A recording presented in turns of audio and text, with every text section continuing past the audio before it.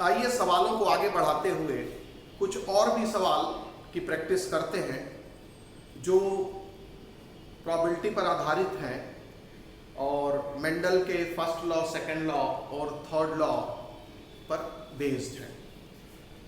तो जैसे आपको ये पता है कि सभी सवालों का जो बेसिस है वो है मोनो हाइब्रिड क्रॉस में जो प्रोबेबिलिटी आपने निकाला था एक्टिव जनरेशन का, वो जैसे मोनो हाइब्रिड क्रॉस जब आप दिखाते हैं तो इसमें मान लीजिए प्योर टॉल प्लांट वाले पेरेंट का क्रॉस ड्वार्फ पेरेंट के साथ कराते हैं। इसमें टॉलनेस वाला जो ट्रेट है वो डोमिनेंट ट्रेट है और ड्वार्फनेस वाला ट्रेट वो रिसेसिव ट्रेट है। और रिसेसिव ट्रेट जो है तभी अपीयर होता है जब वो प्योर होता है, यानी दोनों ही एलीलिक पेयर के, यानी एक जीनोटाइप के दोनों एलील क्या है, सेम है, तभी ये रिसेसिव ट्रेट आता है। तो ड्वार्फ प्लांट का क्रॉस जब प्योर टॉल प्लांट से करते हैं तो F1 प्रोजीनी जो है वो हाइब्रिड टॉल होती है। टॉल ये भी है, टॉल ये भी है, लेकिन ये टॉल हाइब्रिड टॉल है। ठीक है, ये मान लीजिए पेरेंट जनरेशन है और ये F1 जनरेशन है। ठीक है, F1 जनरेशन है, इसी पर F1 प्रोजीनी कहते हैं। और जब सेल्फिंग कराई जाती है F1 प्रोजीनी में, सेल्फिंग कराई जाती है, सेल्फ पॉलिनेशन कराया जाता है, तो जो F2 प्रोजीनी प्रोड्यूस होती है, F2 प्रोजीनी जो प्रोड्यूस होती है उसको अगर आप चेकर बोर्ड के माध्यम से देखें तो कैपिटल T स्मॉल t, ये इस पेरेंट के दो तरह के गैमीट हो गए, कैपिटल T स्मॉल t वो इस पेरेंट के दो तरह के गैमीट हो गए, और ये हो गया जीनोटाइप जो F2 प्रोजीनी का जीनोटाइप है। ठीक है, तो ये हो गया F2 जनरेशन। तो जो सवाल आते हैं वो F2 जनरेशन का जो रेशियो है उस पर आते हैं। ठीक है, अब आप यहाँ की एक चीज ध्यान रखेंगे कि इसमें आप देख रहे होंगे तीन तरह के जीनोटाइप, तीन तरह के प्लांट जो है वो टॉल हैं, और एक प्लांट जो है, तीन प्लांट टॉल है और एक प्लांट क्या है, वो ड्वार्फ है।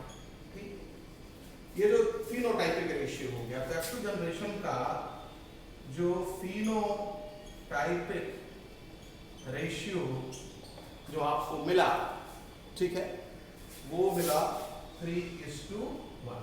ठीक, तो F2 जनरेशन का जो फिनोटाइपिक रेशियो मिला वो 3:1, या तो पता है। और इसी F2 जनरेशन का जो जीनोटाइपिक रेशियो होगा, जीनोटाइपिक रेशियो होगा, मैं ऊपर लिख देता हूँ, जीनोटाइपिक रेशियो होगा, वो होगा 1:2:1। ठीक है, ये आपको दोबारा मैं रिकॉल कर रहा हूं क्योंकि इसी पर आधारित सवाल डिस्कस करेंगे हम लोग। इसमें 1 जो है वो प्योर टॉल है, प्योर टॉल है। 2 जो है वो हाइब्रिड टॉल है, हाइब्रिड टॉल है, और 1 जो है वो ड्वार्फ है। ड्वार्फ हमेशा प्योर ही होते हैं। ठीक, और 3:1 का मतलब हो गया कि 4 में से 3 पौधे जो हैं वो टॉल हैं, 3 में मतलब 3 टॉल है और 1 क्या है, ड्वार्फ। ठीक, तो जब भी कोई क्रॉस कराया जाता है दो प्लांट के बीच में जिनमें एक कैरेक्टर का डिफरेंस होता है, उसको मोनोहाइब्रिड क्रॉस कहते हैं। तो मोनोहाइब्रिड F2 रेशियो में मतलब इससे आपने कंक्लूजन क्या निकाला? कंक्लूजन ये निकाला कि प्रोबेबिलिटी ऑफ फॉर्मेशन ऑफ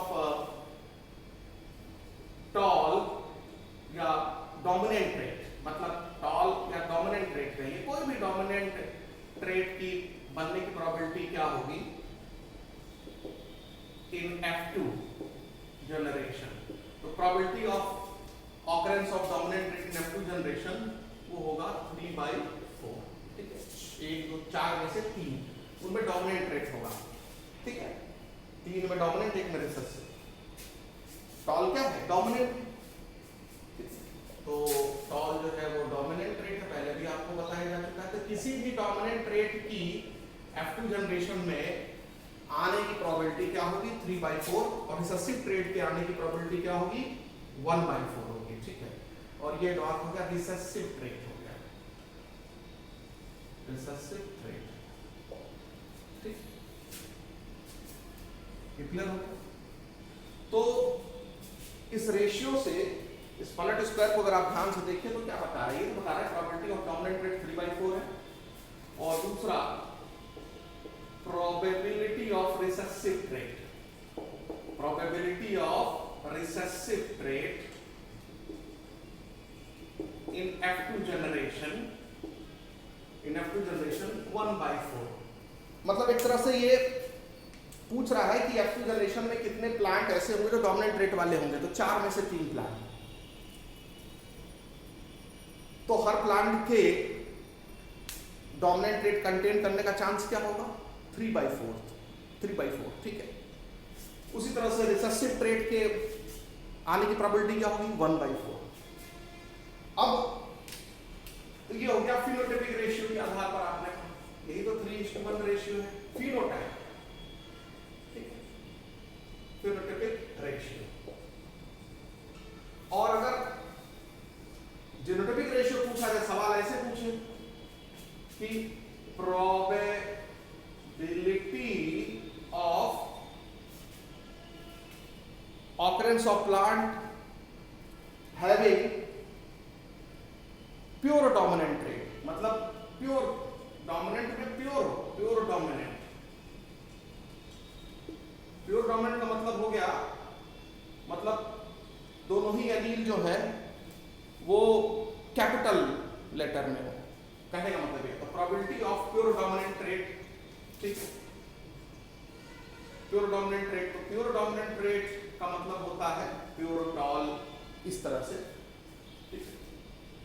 या डोमिनेंट होमोजाइगस भी लिख सकते हैं, या इसी को बोलते हैं डोमिनेंट ट्रेट के साथ वो होमोजाइगस हो, होमोजाइगस हो, यानी दोनों ही एलील क्या हो? डोमिनेंट। तो वो हो जाएगा 1/4, तो उसकी प्रोबेबिलिटी हो जाएगी 1/4। मतलब वो कैपिटल टी जीनोटाइप वाले प्लांट के बारे में पूछ रहा है, इसकी प्रोबेबिलिटी क्या होगी। उसी तरह से probability of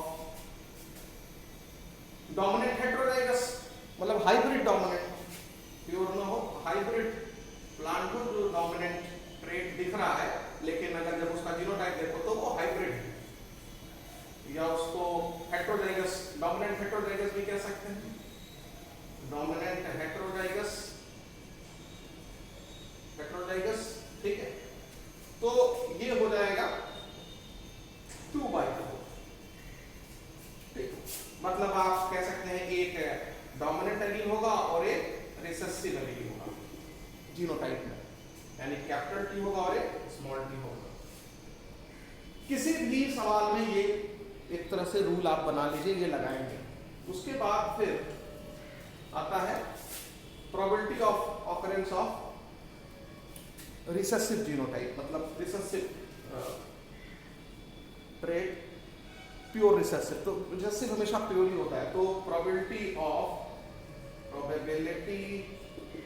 of recessive genotype, recessive genotype की क्या प्रोबेबिलिटी होगी? मतलब दोनों ही स्मॉल आर एलील होंगी, ठीक है। तो यानी कि इसको आप कह सकते हैं स्मॉल टी जीनोटाइप वाले प्लांट के बनने की प्रोबेबिलिटी क्या होगी? 1/4। तो आप देखेंगे कि ये जो रेशियो मिला, ये क्या मिला? 1:2:1। क्या मिला? 1:2:1, और इसको कहा जाता है जीनोटाइपिक रेशियो। तो ये हो गया F2 phenotypic ratio, F2 generation का फिनोटाइपिक रेशियो, और ये हो गया F2 जनरेशन का जीनोटाइपिक रेशियो, ठीक है। अब इसी चीज को देखो हम कैसे अप्लाई करते हैं सवालों पर। अब देखिए सवाल कैसे पूछा जा सकता है कि एक डाई हाइब्रिड क्रॉस है, उसमें F2 जनरेशन में कितने plant, how many plants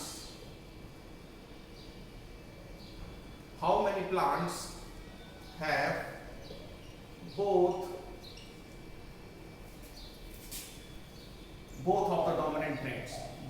of the dominant traits, यानी कितने प्लांट F2 जनरेशन में बनेंगे जिसमें दोनों ही ट्रेट डोमिनेंट हो। तो ट्रेट का डोमिनेंट होना और रिसेसिव होना मतलब वो फिनोटाइप आप बता रहे हैं। क्या बता रहे हैं? फिनोटाइप आप बता रहे हैं। तो आपको पता है कि F2 जो फिनोटाइपिक रेशियो होता है,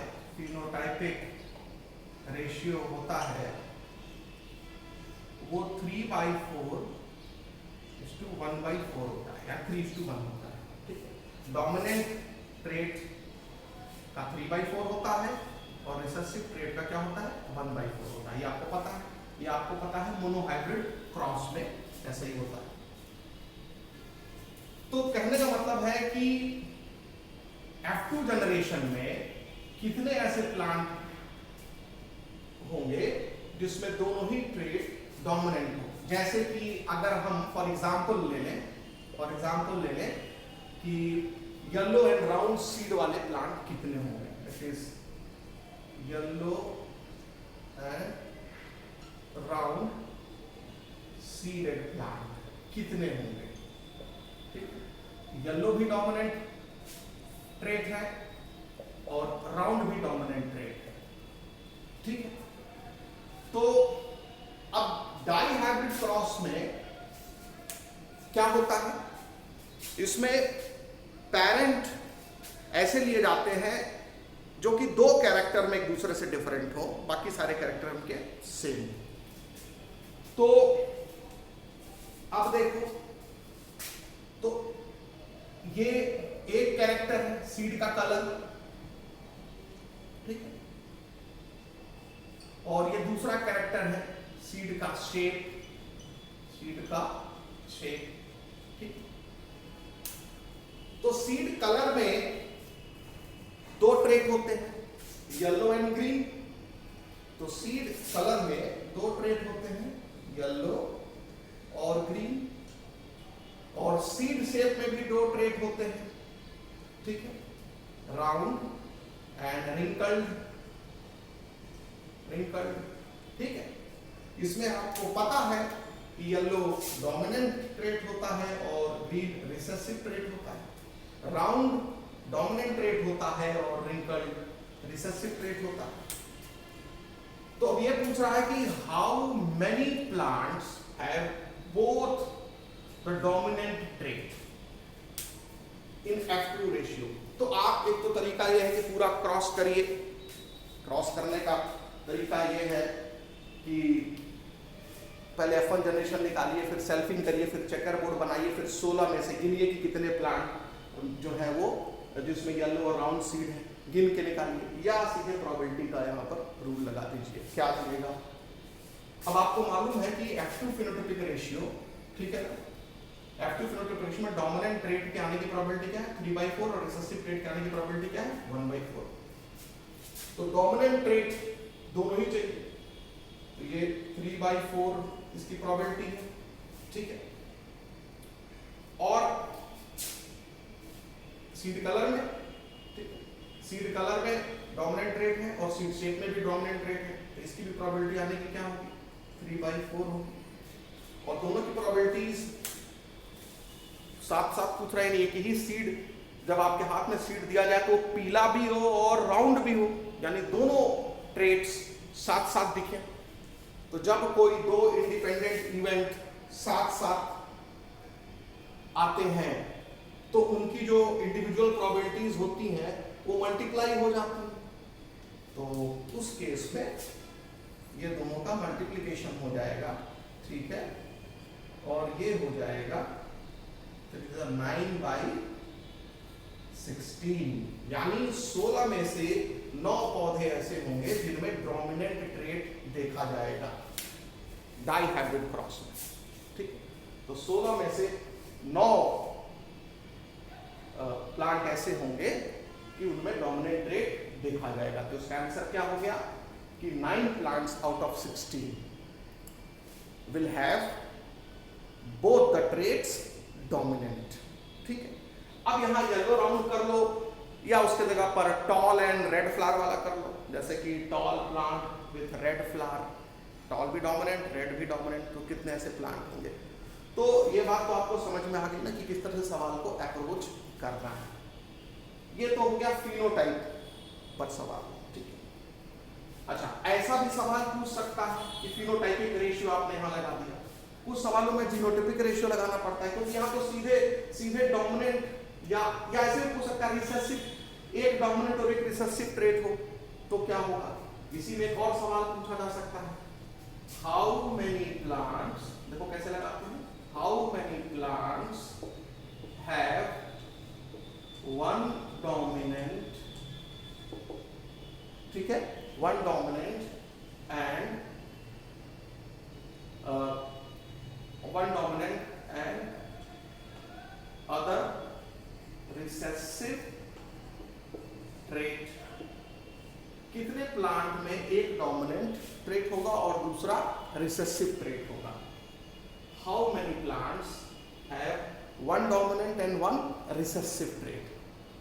तो इसमें थोड़ा दिमाग लगाना पड़ेगा। जैसे मान लेते हैं कि एक एग्जाम्पल फिर इसका ले लेते हैं, जैसे एग्जाम्पल आप दिए हैं ना, ये ऐसे ही इसके एग्जाम्पल को हम देख सकते हैं, ठीक है।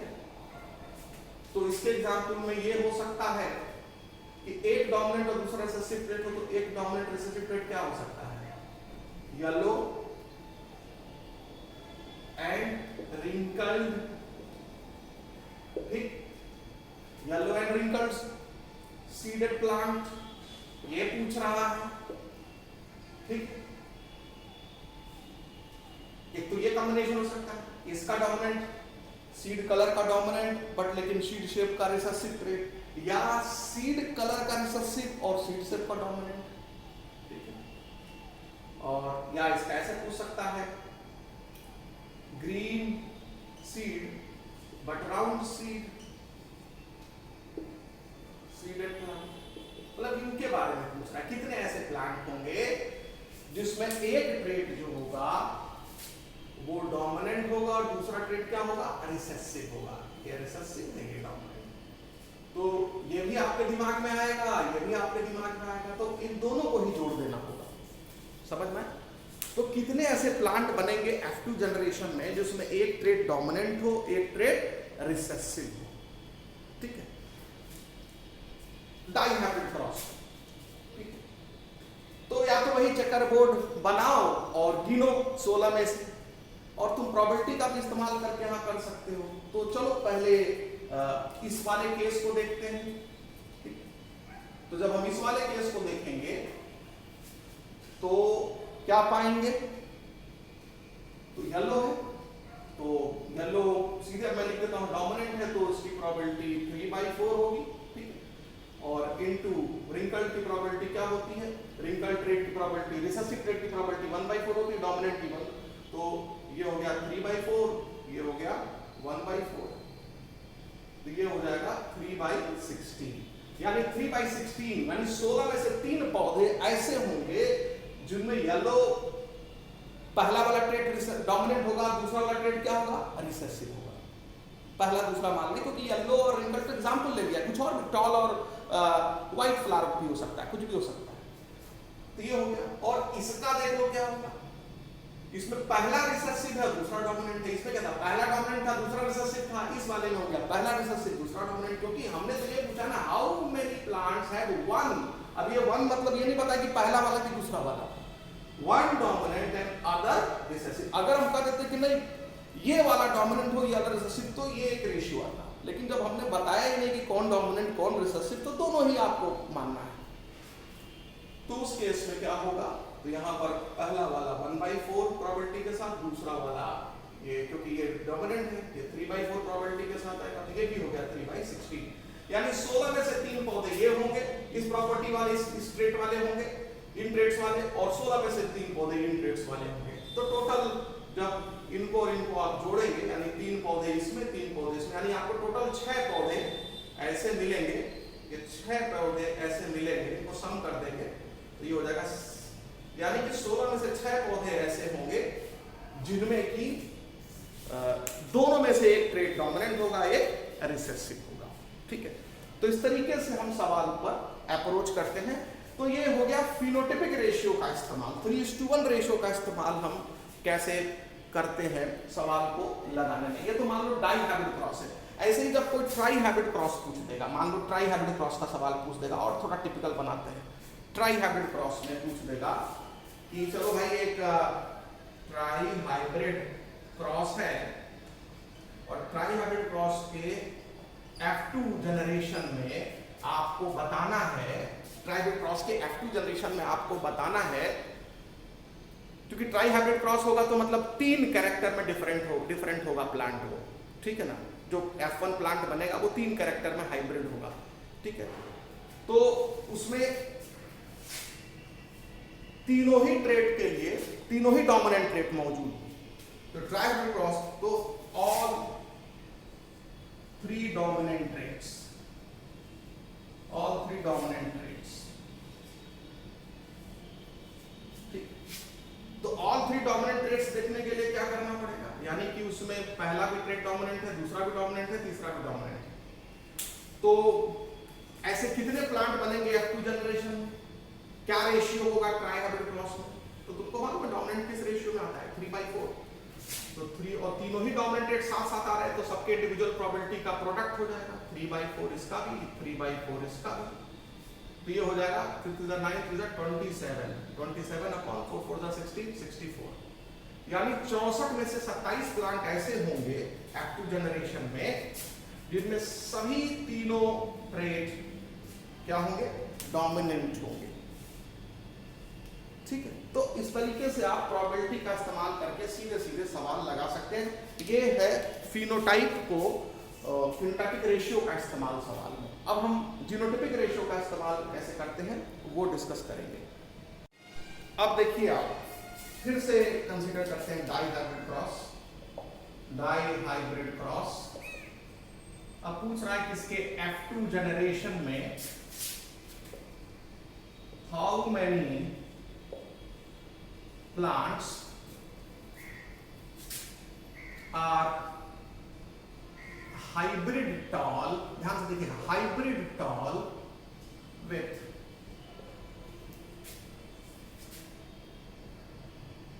white flowers, with white flowers. How many pea plants? अब ध्यान से देखिए, तो how many plants, how many pea plants are hybrid tall with white flowers? अब यहां पर ध्यान से देखिएगा, डाई हाइब्रिड क्रॉस। तो अब यहां पर जीनोटाइप का हिंट दिया है। हाइब्रिड टॉल का जीनोटाइप क्या होता है, कैपिटल टी स्मॉल टी होता है। खाली टॉल लिखता तो टॉल में आपको नहीं पता चलता कि कैपिटल टी बोल रहा है कि कैपिटल टी स्मॉल टी बोल रहा है, तो दोनों को ही कंसीडर करते, तो वो फिनोटाइप दे दिया। लेकिन यहाँ हाइब्रिड टॉल का मतलब वो जीनोटाइप दे दिया। या होमोजाइगस टॉल कहता तो कैपिटल टी मान लेते हैं, हाइब्रिड टॉल बोला तो कैपिटल टी स्मॉल टी। ठीक है, with white flower, white flower मतलब ये रिसेसिव ट्रेट होता है। ये कौन सा ट्रेट होता है, रिसेसिव ट्रेट, और रिसेसिव हमेशा होमोजाइगस होते हैं। तो व्हाइट, आपको मालूम है मटर में व्हाइट फ्लावर रिसेसिव ट्रेट है, वॉयलेट फ्लावर डोमिनेंट ट्रेट है। ठीक है, तो ये तो रिसेसिव ट्रेट का जिक्र किया है, और रिसेसिव ट्रेट जो होते हैं वो ऑलवेज होमोजाइगस होते हैं, ऑलवेज होमोजाइगस होते हैं, होमोजाइगस है। ठीक है, तो इसका जो जीनोटाइप होगा वो आप उसको स्मॉल आर मान सकते हैं, ठीक है। तो ये स्मॉल आर जीनोटाइप हो गया, ठीक है। तो अब यही पूछ रहा है कि कितने प्लांट F2 जनरेशन में होंगे जिनका जीनोटाइप ये होगा, ठीक। तो आपको पता है कि जो मोनोहाइब्रिड क्रॉस का जो F2 जीनोटाइपिक रेशियो होता है, वो क्या होता है? 1:2:1 होता है। 1:2:1। ये pure homozygous dominant, heterozygous dominant और ये रिसेसिव। ये वन है होमोजाइगस डोमिनेंट प्योर टॉल, ठीक। 2 हो गया हाइब्रिड टॉल हेटेरोजाइगस डोमिनेंट और 1 हो गया रिसेसिव। तो यानी कि 4 में से इसको 1/4 कहेंगे, इसको 2/4 कहेंगे, इसको 1/4 कहेंगे, ऐसे भी लिख सकते हैं। ये बात समझ में आ गया? तो अब यहां पर आप देख रहे हैं एक character capital T small t से निर्धारित हो रहा है और दूसरा कैरेक्टर स्मॉल r से निर्धारित हो रहा है। तो ये हो गया हाइब्रिड टॉल, ठीक है, हाइब्रिड टॉल, और ये हो गया रिसेसिव ट्रेट। तो हाइब्रिड टॉल की प्रोबेबिलिटी हो जाएगी 2/4, रिसेसिव ट्रेट की प्रोबेबिलिटी हो जाएगी 1/4, यानी 2/16। यानी 16 में 2 पौधे ऐसे होंगे जिनका जीनोटाइप होगा कैपिटल T स्मॉल t और स्मॉल r। ठीक, ये जो सवाल दिया है उसके हिसाब से 16 में से 2 पौधे ऐसे होंगे जो हाइब्रिड टॉल होंगे और उनमें व्हाइट फ्लावर होगा, ठीक है। अब इस सवाल को कुछ और तरीके से पूछ सकता है। मान लो हाइब्रिड टॉल ना कह करके वो कहता pure tall, plant pure tall है विथ व्हाइट फ्लावर। तो ये अगर कहता तो प्योर टॉल का जीनोटाइप कैपिटल T हो जाता और व्हाइट फ्लावर है तो यही रहता।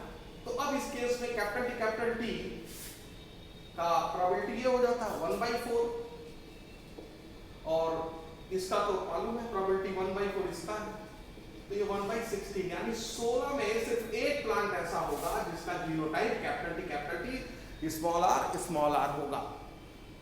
तो आपको समझ में आया कि अगर आपको सवाल ऐसे मिलेगा तो आपको जीनोटाइप उसका बनाना है और जीनोटाइपिक रेशियो को वहां अप्लाई करना है। तो इस तरह से फिनोटाइपिक रेशियो जीनोटाइपिक रेशियो को आप इस्तेमाल करके सवाल को उसके अंजाम तक पहुंचाते हैं, ठीक है। अब कभी कभी ये पूछ देता है कि एक पहले भी आपको डिस्कस किए हैं कि एक ट्राई हाइब्रिड क्रॉस है, इसके F2 जनरेशन में कितने प्लांट होंगे जिनका जीनोटाइप इस तरह से होगा, ऐसे ही बना दिया, ठीक। ये जीनोटाइप वाला plant, how many plants with this genotype, ठीक, genotype, how many plants with this genotype, ठीक है। तो उस केस में क्या करेंगे? तो ठीक तो है, ये हेटेरोजाइगस है, डोमिनेंट हेटेरोजाइगस, क्योंकि डोमिनेंट एलील है, रिसेसिव एलील है, डोमिनेंट एलील है, रिसेसिव एलील। यहां पर 3 कैरेक्टर्स हैं। पहला वाला कैरेक्टर, ये दूसरा कैरेक्टर, ये तीसरा कैरेक्टर, नंबरिंग दे देंगे, पहला कैरेक्टर, दूसरा कैरेक्टर, तीसरा कैरेक्टर। पहला कैरेक्टर क्या है? हाइब्रिड डोमिनेंट है। दूसरा कैरेक्टर प्योर डोमिनेंट है, प्योर क्योंकि दोनों एलील सेम है, हाइब्रिड क्योंकि पहला एक एलील डोमिनेंट एक एलील रिसेसिव है, और तीसरा कैरेक्टर भी हाइब्रिड डोमिनेंट है। तो हाइब्रिड डोमिनेंट की प्रोबेबिलिटी क्या होती है? 2/4 होती है। और साथ साथ ये तीनों कैरेक्टर एक ही प्लांट में दिख रहे हैं तो इनके सबकी प्रोबेबिलिटीज का मल्टीप्लिकेशन हो जाएगा। प्रोडक्ट रूल लगता है, बता चुके हैं प्रोडक्ट रूल कब लगता है। और ये प्योर टॉल है तो इसकी प्रोबेबिलिटी 1/4 हो जाएगी, ठीक है, 1/4। और ये भी हाइब्रिड टॉल है तो इसकी प्रोबेबिलिटी हो जाएगी 2/4। तो ये हो जाएगा 2 2 4/64, या इसको सिंप्लीफाई करेंगे तो 1/16। या तो 64 में 4 पौधे इस जीनोटाइप वाले बनेंगे या 16 में एक पौधा इस जीनोटाइप वाला बनेगा। तो अपने सवाल में जो ऑल्टरनेट है, विकल्प है, उसको आप देख के समझ लीजिएगा, ठीक है। तो आपको चेकर बोर्ड नहीं बनाना है, सीधे आप बिना चेकर बोर्ड बनाए आपको पता चल गया कि ये कंडीशन है, ठीक है ना। तो ये हो गया सवाल के तरीके। अब ये तो आप जितना ज्यादा सवाल लगाएंगे उतना आसानी से बन जाएगा। अब इसमें कुछ सवाल और भी आते हैं, उनको समझिए। जैसे कि किसी जीन के अगर 2 एलेलिक फॉर्म है तो कितने जीनोटाइप बनेंगे, ठीक है। या किसी जीन के 3 एलेलिक फॉर्म है तो कितने जीनोटाइप बनेंगे, इसको भी समझते हैं। तो उस तरह के सवाल को समझने के लिए, जैसे मान लीजिए किसी जीन के 2 एलेलिक फॉर्म है, किसी जीन के 2 एलेलिक फॉर्म है, 2 एलील्स है, ठीक है। तो कितने जीनोटाइप बनेंगे? तो मान लीजिए capital T small T 2 allylic form है। ज्यादातर जीन के 2 ही एलेलिक फॉर्म होते हैं नेचर में, तो इसलिए ये बड़ा कॉमन होता है। तो how many type of genotype is possible? Organism जब डिप्लॉयड होता है तो डिप्लॉयड ऑर्गेनिज्म में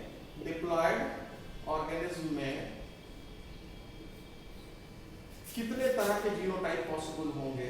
जीनोटाइप पॉसिबल, डिप्लॉयड कहने का मतलब कि इन दोनों में से कोई 2 एलील साथ साथ ही रहेगा। ट्रिप्लॉयड में 3 एलील साथ साथ रहेगा, टेट्राप्लॉयड में 4 एलील साथ साथ रहेगा। तो डिप्लॉयड ऑर्गेनिज्म का जीनोटाइप क्या होगा? अगर किसी जीन के 2 एलीलिक फॉर्म है तो कितने जीनोटाइप होंगे, कौन कौन से होंगे? और डिप्लॉयड ऑर्गेनिज्म किसको कहते हैं?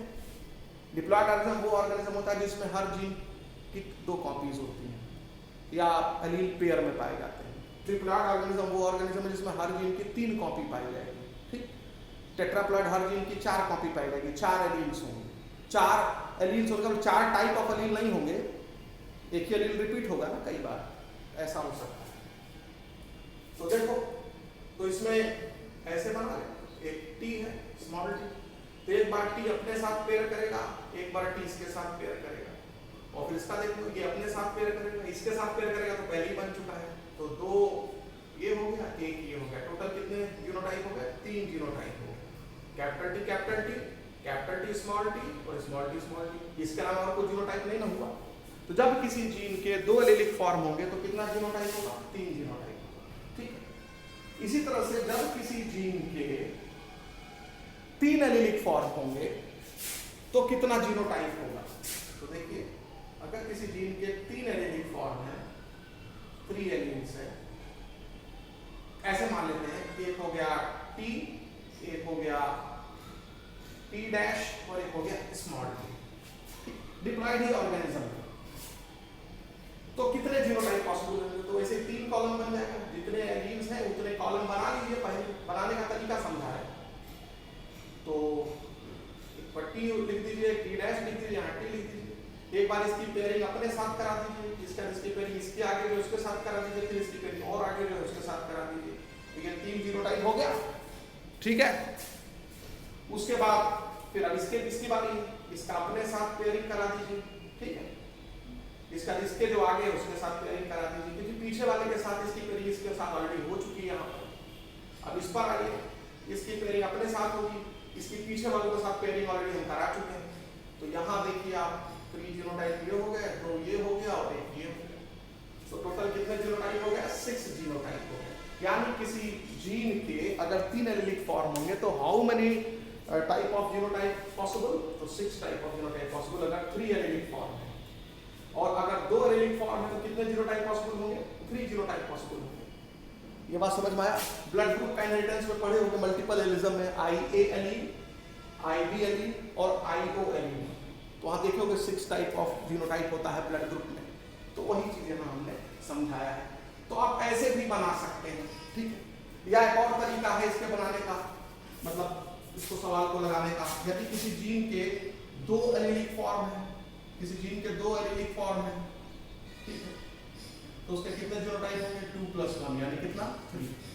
या यदि किसी जीन के 3 एलीलिक फॉर्म है तो उसके कितने जीनोटाइप पॉसिबल होंगे? तो 3 + 2 + 1, ये हो जाएगा 6। ऐसे ही यदि किसी जीन के 4 एलीलिक फॉर्म है तो क्या कर लोगे? ठीक है, क्या कर लोगे? 4 2 प्लस 1, ठीक है। तो कितने हो जाएंगे? 7, 8, 9, 10 एलिलिक फॉर्म। ऐसे ही सवाल पूछ दे यदि किसी जीन के 100 एलिलिक फॉर्म होंगे तो कितने जीनोटाइप पॉसिबल होंगे?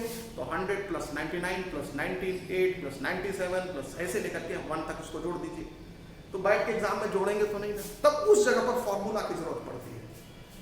और यहां देखो कैसे 3 आया, 2 और 1 3, तो हमने भी तो लिखा है 2 प्लस 1 2 प्लस 1। कैसे 6 आया? 3 प्लस 2 प्लस 1, देखो 3 प्लस 2 प्लस 1। ऐसे ही जब आप 4 एलिमेंट फॉर्म होंगे, लेकिन अगर ऐसे बहुत ज्यादा नंबर ऑफ एलिमेंट्स का पूछ देगा तो बैठ के ये सब करोगे तो ज्यादा समय लगेगा, तो फॉर्मूला की जरूरत वहां पड़ती है। तो फॉर्मूला की जरूरत वहां पड़ेगी तुम्हें। तो उस केस में एक फॉर्मूला होता है, ठीक है। तो फॉर्मूला क्या होता है? अगर आपको कैलकुलेशन करना है, निकालना है, तो वहां पर होता है एक फॉर्मूला होता है n ब्रैकेट में n प्लस 1/2। ये होता है टोटल टाइप ऑफ जीनोटाइप।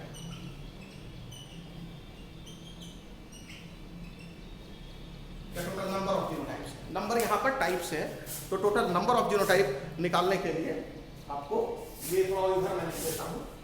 तो टोटल टाइप ऑफ जीनोटाइप या टोटल नंबर ऑफ जीनोटाइप अगर आपको निकालना है तो फॉर्मूला होता है n प्लस 1/2, ठीक।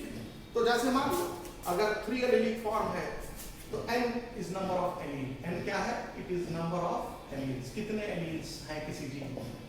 तो अगर 3 एलील है तो 3 लिख दिया, 3 प्लस 1/2। तो देखो 4/2 का आधा कर दोगे तो 2 हो जाएगा, 3 2 6। ये क्या हो जाएगा? 6। तो देखो 6 आ गया, 6 आ गया।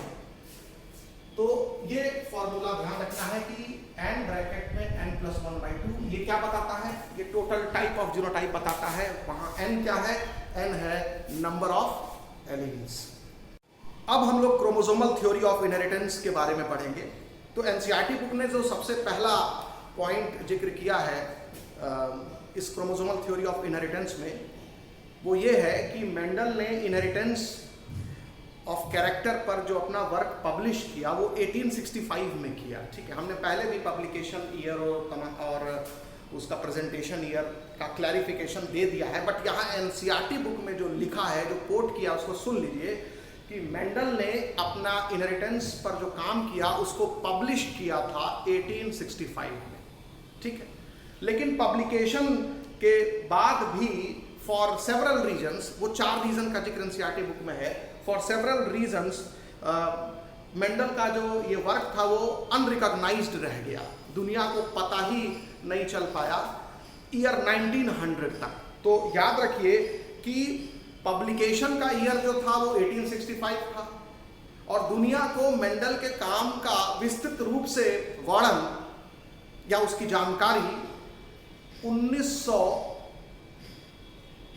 में हुई, 1900 उसके बाद हुई।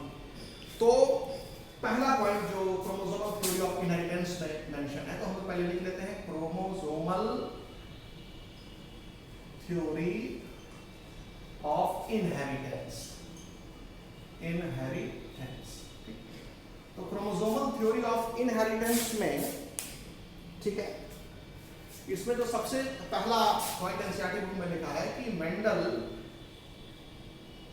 published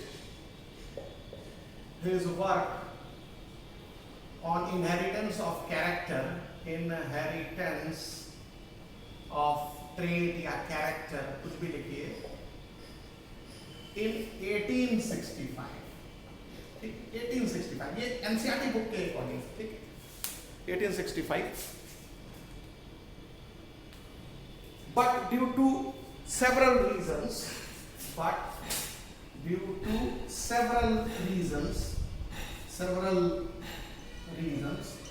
लेकिन कुछ रीजंस की वजह से, उसमें 4 रीजंस जो है वो एनसीईआरटी बुक में मेंशन है, उनका जिक्र भी हम करेंगे।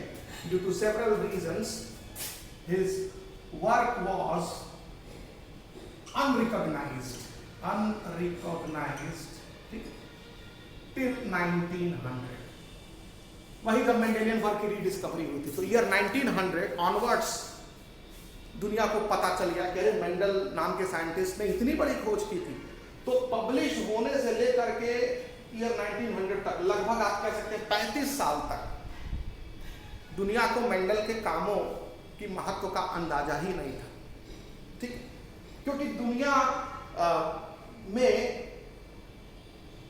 जो मेंडल का काम था वो कुछ वजहों से या तो पहुंच नहीं पाया, या साइंटिस्ट को मेंडल के काम में भरोसा नहीं रहा, या मेंडल ने कुछ ऐसी टेक्निक यूज की थी, कुछ ऐसे विधि इस्तेमाल किए थे कि वो लोगों को हजम नहीं हो रहे थे। तो वही है, सेवरल रीजंस के कारण मेंडल के कामों को दुनिया ने उनके जीते जी मान्यता नहीं दी, और उनके कामों को मान्यता 1900 ईयर में मिली, और उसके बाद फिर तो मेंडलिज्म की धूम मच गई। ये जो 4 रीजंस रहे हैं वो क्या रहे हैं जिससे कि मेंडल को अपने समय में वो ख्याति नहीं मिल पाई जिसके वो हकदार थे। तो देखिए, एक तो सबसे पहला जो रीजन था कि उस समय कम्युनिकेशन का माध्यम बहुत ही कम था, तो उनके वर्क को पब्लिसिटी नहीं मिल पाई। तो ये ध्यान रखेंगे कि उस समय communication was not easy, so his work was not publicised. तो कम्युनिकेशन was not easy, ठीक। तो उस समय कम्युनिकेशन जो था वो इजी नहीं था, so his work was not publicized, ठीक है। तो his work was not publicized, यानी उनके काम को ख्याति नहीं मिल पाई, उनके काम की पब्लिसिटी नहीं हो पाई। पब्लिसिटी कैसे होती है? प्रचार प्रसार नहीं हो पाया, क्योंकि उनका जो पेपर छपा था वो लोकल न्यूज़पेपर में छपा था। अब लोकल न्यूज़पेपर ऑस्ट्रिया में ही उस समय के वहीं के लोग पढ़े होंगे, पूरे दुनिया में, अमेरिका में, इंग्लैंड में, रशिया में कोई जान ही नहीं पाया कि मेंडल नाम के कोई साइंटिस्ट ने उन्होंने कुछ किया है। तो कम्युनिकेशन वॉज नॉट ईजी, तो कम्युनिकेशन उस समय ईजी नहीं था, और इसके कारण उनका वर्क जो है वो पब्लिसाइज नहीं हो पाया, ठीक है। अच्छा, उसके बाद दूसरा जो रीजन था, एक तो रीजन ये हो, दूसरा जो रीजन था वो रीजन था कि इन्होंने जो जीन का या फैक्टर का कंसेप्ट दिया था, ठीक है, हिज कंसेप्ट ऑफ जीन, जिसको वो जीन नहीं कहते थे, क्या कहते थे? फैक्टर कहते थे, ठीक है। For inheritance of trait,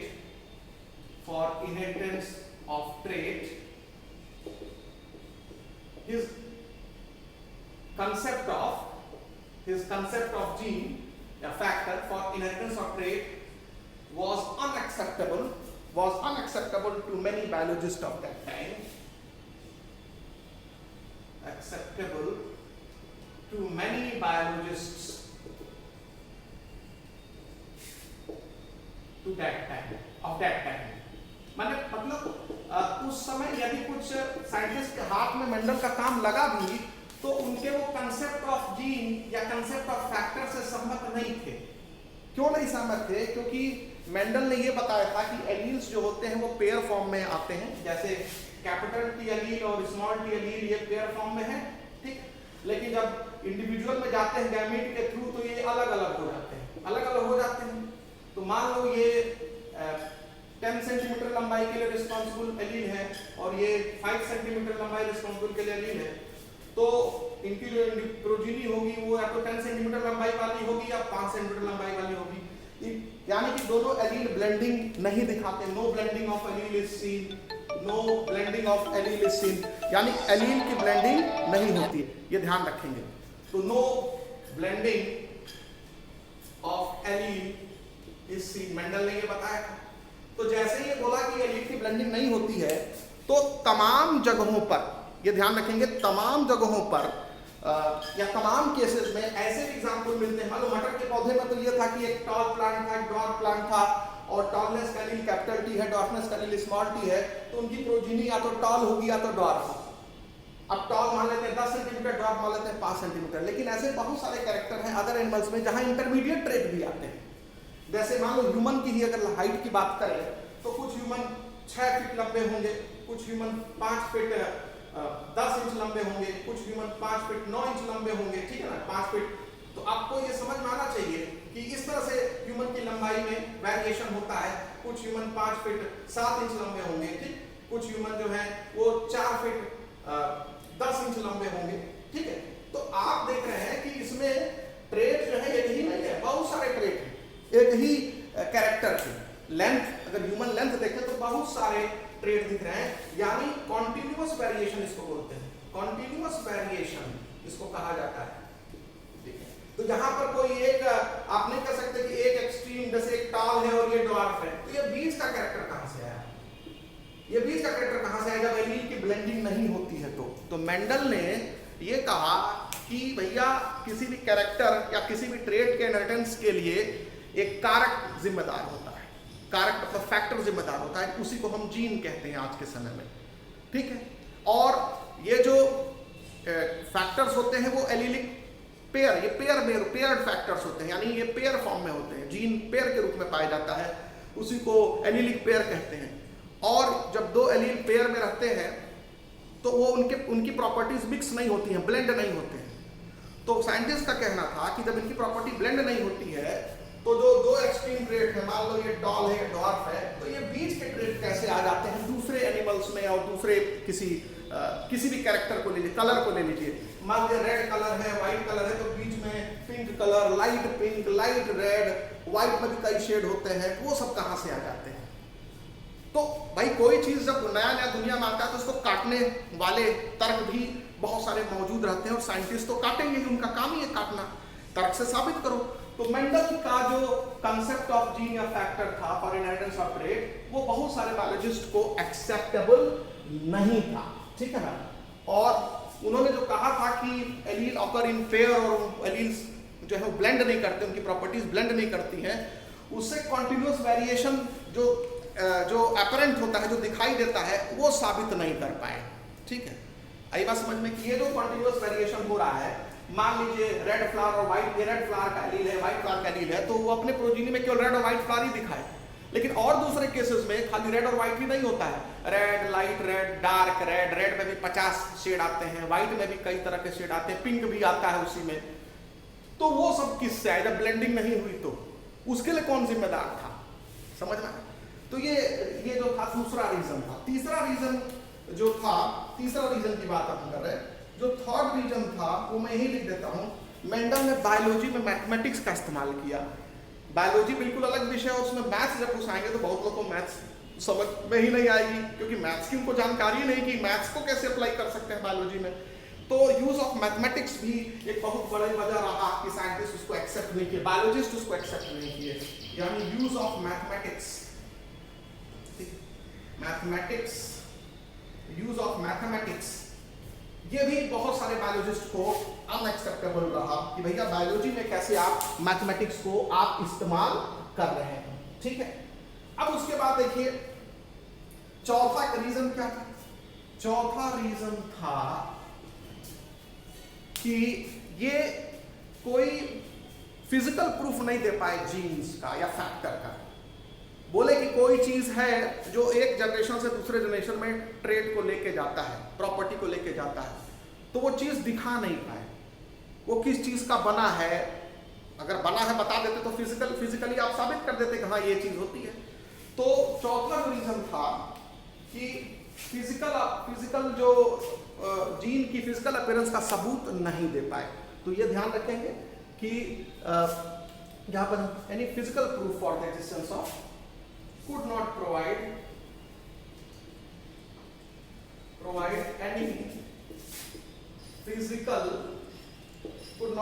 any physical proof for the existence of factors. Physical proof for the existence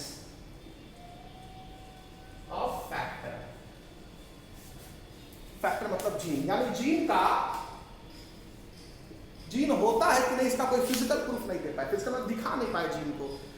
दिखाने के लिए बताना पड़ता जीन किस चीज का बना है, यानी जीन किसका बना हुआ है, जीन किस चीज का बना है, ठीक है। यानी gene is made up of which material, ये नहीं पता है, क्योंकि अगर ये बता देते कि जीव किसी चीज का बना है तो लोग उस चीज को देख लेते। ईयर 1900 में 3 scientists Hugo de Vries, Carl Correns और एरिच वॉन शेरमार्क ने इंडिपेंडेंटली रीडिस्कवर किया Mendel's work on inheritance of character, जो कि हम पहले भी बता चुके हैं। तो एनसीईआरटी बुक ने यहाँ पर इस चीज को मेंशन किया है, तो आप इसको लिख ले, ठीक है। तो इन 1900, ठीक है, 3 साइंटिस्ट्स डी व्रीज, कोरेंस और शेरमार्क, ठीक है। तो TSCH ERMAK, Erich von Tschermak, NCERT book में इसको शॉर्ट में लिखा है।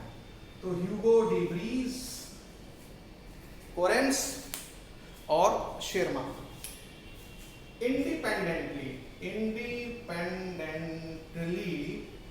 ठीक है, इंडिपेंडेंटली रीडिस्कवर्ड मेंडेलियंस वर्क, ठीक है, independently rediscovered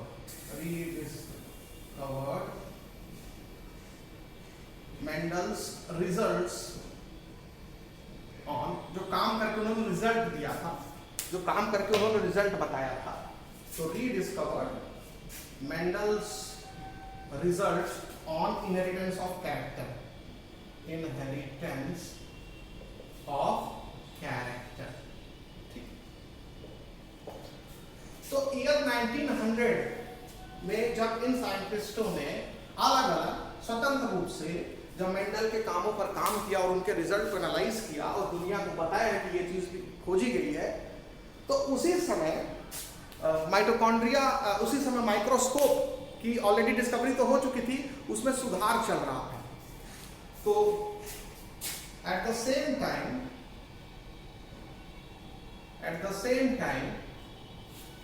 advancement in microscopy ये भी चल रहा था, microscopy and studies on sale division पर स्टडी भी चल रही थी। तो एट द सेम टाइम लगभग इसी के आसपास 1901 के दौरान माइक्रोस्कोपी में एडवांसमेंट भी हो रहा, studies on sale division were going on। तो इसके वजह से न्यूक्लियस के अंदर के स्ट्रक्चर्स खोजे गए, structures inside nucleus were discovered, यानी structures inside nucleus were discovered, समझ में आया? तो structures inside nucleus were discovered that doubled and divided during cell division, that doubled before each cell division and divided during cell division, that doubled before cell division, ठीक है, and divided after during cell division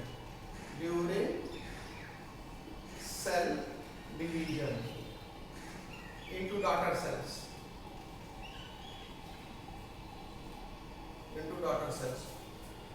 समझ में आया?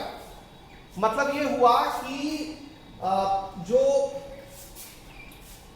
जब सन 1900 के आसपास जब 3 साइंटिस्टों ने अलग अलग स्वतंत्र रूप से मेंडल के काम की पुनः खोज की और दुनिया को मेंडल के रिजल्ट के बारे में बताया, लगभग उसी समय माइक्रोस्कोपी का एडवांसमेंट भी हो रहा था और उसके कारण माइक्रोस्कोप के ही मदद से सेल डिवीजन देख पाएंगे, तो उसके कारण सेल डिवीजन का अध्ययन भी बड़े जोर शोर से चल रहा था, तो उसी दौरान न्यूक्लियस के अंदर कुछ ऐसे स्ट्रक्चर्स खोजे गए जो कि सेल डिवीजन के ठीक पहले डबल हो जाते थे और ड्यूरिंग सेल डिवीजन जो है वो डिवाइड हो जाते थे, बट जाते थे डॉटर सेल्स में, और इन्हीं स्ट्रक्चर को कहा गया क्रोमोसोम्स। इन्हीं स्ट्रक्चर को कहा गया क्रोमोसोम्स। यानी मेंडल ने जब फैक्टर की बात की थी तो उस समय दुनिया को न तो क्रोमोसोम के बारे में पता था, न तो जीन के बारे में पता था। तो क्रोमोसोम और जीन के बारे में जानकारी तो ये 1900 के बाद आई है। तो कैसे मेंडल की बातों को लोग समझ पाते कि कोई चीज जा रहा है तो कैसे जा रहा है, जब क्रोमोसोम के बारे में नहीं पता है। तो क्रोमोसोम का मेंडल के समय में न खोजा जाना, अब क्रोमोसोम देखने के लिए माइक्रोस्कोप, एडवांस माइक्रोस्कोप होना चाहिए, तो मेंडल के समय एडवांस माइक्रोस्कोप भी नहीं था कि मेंडल जो कह रहे थे चलो उसको ढूंढने की कोई कोशिश भी करें। तो इसलिए माइक्रोस्कोप का ना होना, उपयुक्त माइक्रोस्कोप का ना होना, जिस एडवांस माइक्रोस्कोप का ना होना, प्लस सेल डिवीजन के बारे में विशेष जानकारी ना होना, क्रोमोसोम के बारे में जानकारी ना होना, जीन्स के बारे में जानकारी ना होना, लोगों का बेसिकली अनअवेयर होना इन सब चीज़ों से, एक यही तो वजह थी कि जिससे कि साइंटिस्ट मानने को तैयार नहीं थे कि कोई चीज़ जो है एक जनरेशन से दूसरे जनरेशन में जाती है, जिसको मेंडल ने फैक्टर कहा था। तो वही चीज़ है। तो जब रीडिस्कवरी जो मेंडेलियन वर्क की हुई और उस रीडिस्कवरी के साथ साथ जब सेल डिवीजन की स्टडी लोग किए और क्रोमोसोम की खोज हुई, तब लोगों को यकीन होना शुरू हो गया, अरे क्रोमोसोम तो एक सेल से 2 सेल में चले जाते हैं, यानी पैरेंटल सेल की प्रॉपर्टी को डॉटर सेल में लेके जाते हैं, इनहेरिटेंस गया ना क्रोमोसोम के जरिए। तो ये ध्यान रखिएगा कि क्रोमोसोम की खोज एक बहुत बड़ा माइलस्टोन था मेंडल के वर्क को दुनिया के साइंटिस्टों तक पहुंचाने में, उनको समझाने में। ठीक है, तो ये ध्यान रखना है। और क्रोमोसोम जो है उसका मतलब होता है कलर्ड बॉडीज। तो क्रोमोसोम को एनसीईआरटी ने लिखा है कलर्ड बॉडीज, क्योंकि ये तभी देखा जा सकता है जब इसको हम स्टेन कर सकते हैं, can be visualised only after staining, only after staining। तो इसको विजुअलाइज किया जा सकता है केवल स्टेन करके ही। और सेल डिवीजन में क्रोमोसोम के मूवमेंट को भी ऑब्जर्व किया गया था। तो क्रोमोसोम मूवमेंट या chromosome behaviour was observe. Chromosome movement या उसी को क्रोमोसोम बिहेवियर भी कहते हैं। तो क्रोमोसोम मूवमेंट या क्रोमोसोम बिहेवियर और ऑब्जर्व, ठीक है ना, ये ध्यान रखना है। Observe during cell division, during cell division. और इसी में साइंटिस्ट का नाम आता है 1902 में, ईयर 1902 में। ये बेसिकली क्रोमोसोम का मूवमेंट कैसे होता है, मियोसिस के दौरान जब गैमीट बनते हैं, सटन और बोवेरी नाम के साइंटिस्ट ने क्रोमोसोमल मूवमेंट को ऑब्जर्व किया था, बताया था कि क्रोमोसोम कैसे मूव करते हैं मियोसिस के दौरान।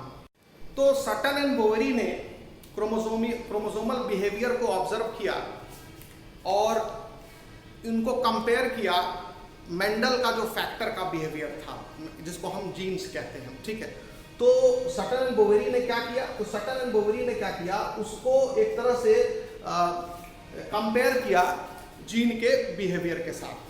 तो वॉल्टर सटन, ठीक है, एंड थियोडोर बोवेरी, ठीक है,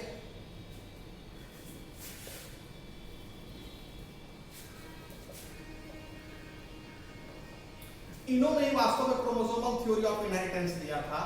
क्रोमोसोमल थ्योरी ऑफ इनहेरिटेंस, ठीक है, एनसीईआरटी बुक ने सटन का जिक्र किया है। तो अगर सटन अलग से दे देगा तब तो सटन आंसर टिक करिएगा, लेकिन सटन और बोवेरी दोनों मिला के देगा तो सटन एंड बोवेरी दोनों के हिस्से में आएगा क्रोमोसोमल थ्योरी ऑफ इनहेरिटेंस। तो इसमें सबसे पहला काम क्या था कि सटन एंड बोवेरी ने क्या किया था, इन्होंने बिहेवियर ऑफ क्रोमोसोम, ठीक है, तो इन्होंने कहा था कि behaviour of chromosome is behaviour of chromosome is parallel to behaviour of parallel to behaviour of genes, या जिसको फैक्टर कहते हैं। तो ये सटल एंड बोवेरी ने ये बताया था, ये नोट किया था, ठीक है। एंड यूज्ड क्रोमोसोमल मूवमेंट,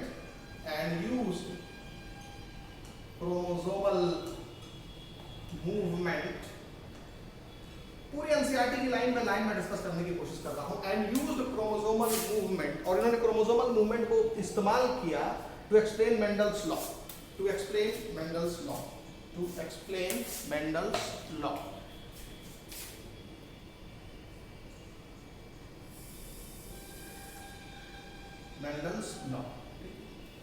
यानी क्रोमोसोमल मूवमेंट की मदद से उन्होंने मेंडल्स लॉ को एक्सप्लेन करने की कोशिश की, और उन्होंने क्रोमोसोम के बिहेवियर को जीन्स के बिहेवियर के पैरेलल पाया। दे ऑब्जर्व्ड, उनका ऑब्जर्वेशन था, behaviour of chromosome is parallel to behaviour of gene and used chromosomal movement to explain Mendel's law. तो सवाल देखिए कैसे आ सकता है। तो ये जो क्रोमोसोमल थ्योरी ऑफ इनहेरिटेंस है, ये आप समझ सकते हैं 1902 के आसपास दिया गया था, इसी ईयर में 1902-1903 के सेशन में ही दिया गया था। और ये तब दिया गया था जब सेल डिवीजन पर लोग काम कर रहे थे, माइक्रोस्कोप का एडवांसमेंट हो गया था, क्रोमोसोम की खोज की जा चुकी थी, तब ये चीज देखा गया। आप लोग सेल डिवीजन चैप्टर पढ़े होंगे जिसमें मियोसिस में भी क्रोमोसोमल मूवमेंट होता है और माइटोसिस में भी क्रोमोसोमल मूवमेंट होता है। माइटोसिस को इक्वेशनल डिवीजन कहा जाता है और मियोसिस को रिडक्शनल डिवीजन कहा जाता है। तो अब थोड़ा सा जो माइटोसिस और मियोसिस के दौरान जो माइटोसिस और मियोसिस के दौरान जो क्रोमोसोमल मूवमेंट होता है उस पर भी थोड़ा हम लोग लाइट डालेंगे, उसको भी अब समझने की कोशिश करेंगे, स्पेशली मियोसिस के समय जो है वो कैसे क्रोमोसोम का मूवमेंट होता है। आप लोग याद रखें कि जब मियोसिस डिवीजन होता है तो क्रोमोसोम का बंटवारा होता है डॉटर सेल्स में, ठीक है, और क्रोमोसोम की पेयरिंग होती है, होमोलॉगस क्रोमोसोम्स जो है वो पेयर करते हैं। मेटाफेज फर्स्ट में, मियोसिस फर्स्ट की मेटाफेज फर्स्ट में क्रोमोसोम जो है वो क्रोमोसोम पेयर फॉर्म में इक्वेटर पर आ जाते हैं, और एनाफेज फर्स्ट में वो जो होमोलॉगस पेयर है, जो क्रोमोसोम पेयर है, उस होमोलॉगस पेयर के दोनों क्रोमोसोम अपोजिट पोल पर मूव करते हैं। तो इस मूवमेंट की क्या क्या पॉसिबिलिटीज हैं उसको एनसीईआरटी बुक ने चित्र के माध्यम से समझाने की कोशिश की है। आइए उसको समझते हैं। अब जैसे देखिए, मान लीजिए एक सेल है, उसके अंदर ये क्रोमोसोम है, ये हम ऐसे क्रोमोसोम बना दे रहे हैं, ठीक है, ये क्रोमोसोम है, 2 पेयर क्रोमोसोम हम दिखाते हैं, और ये क्रोमोसोम है इस तरह से, ठीक। क्रोमोसोम पर जरा ध्यान दीजिएगा, ये ठीक, क्रोमोसोम की मूवमेंट की बस बात कर रहे हैं। हालांकि इसमें क्रॉसिंग ओवर भी होता है, वो तमाम चीजें होती हैं, बट यहाँ पर हमको सिर्फ क्रोमोसोम मूवमेंट देखना कैसे होता है। तो ये चीज हमने बना दिया है, ये थोड़ा कलर मैं चेंज कर रहा हूं ताकि आप सबको पहचान सकें। तो यहाँ पर आप देख रहे हैं 4 क्रोमोसोम्स हैं, ठीक है। ये जीवन फेज में, किस फेज में है ये जो चित्र है, ये किस फेज का है, ये जीवन फेज का है, याद रखिएगा, जीवन फेज। और जीवन के बाद कौन सा फेज आता है, सेल साइकिल का एस फेज आता है, जिसमें डीएनए डुप्लीकेशन होता है, क्रोमोसोम का डुप्लीकेशन होता है। लेकिन सेंट्रोमियर से जो जब क्रोमोसोम का डुप्लीकेशन होगा तो क्रोमोसोम तो डबल हो जाएंगे, लेकिन सेपरेट नहीं होंगे सेंट्रोमियर से, तो गिनेंगे उनको एक ही। तो G2 फेज में क्या हो जाएगा, G2 फेज में देखिए क्या हो जाएगा, G2 फेज में ये क्रोमोसोम की डुप्लीकेशन हो जाएगी, लेकिन जो डुप्लीकेटेड क्रोमोसोम होगा वो सेपरेट नहीं होगा, इसी के साथ सेंट्रोमियर से चिपका रहेगा, ठीक। इसको सिस्टर क्रोमैटिड कहेंगे, क्या कहेंगे, इसको सिस्टर क्रोमैटिड कहेंगे। ऐसे ही सारे क्रोमोसोम के साथ आप बनाते, ठीक। जितने भी क्रोमोसोम है सब डुप्लीकेट हो जाएंगे, हो गया। जो जिस कलर से बनाया है उसको उसी कलर से आप बना रहे, समझिए, ठीक है।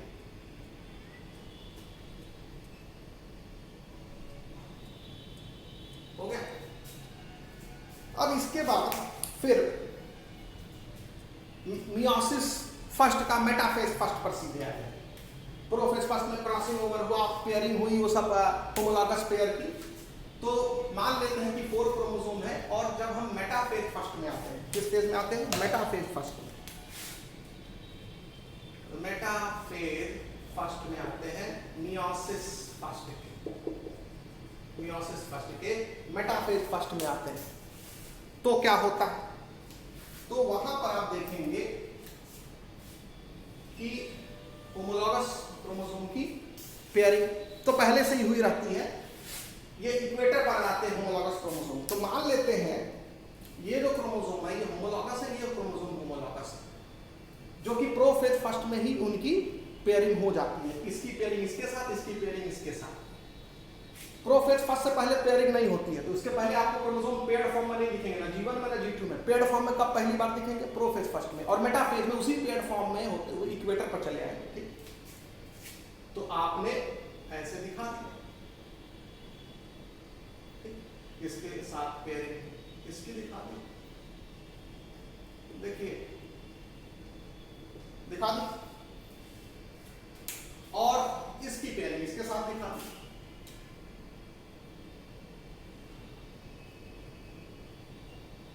इसकी पेयरिंग इसके साथ दिखा दी। कोई भी ऐसे बना दिया, कोई भी ऊपर नीचे बना दिया, पेयर्ड फॉर्म में। ठीक है, अब देखिए, तो इनको बोला जाएगा होमोलॉगस पेयर। ये ध्यान रखेंगे। ये हो गया मियोसिस फर्स्ट का, ये होमोलॉगस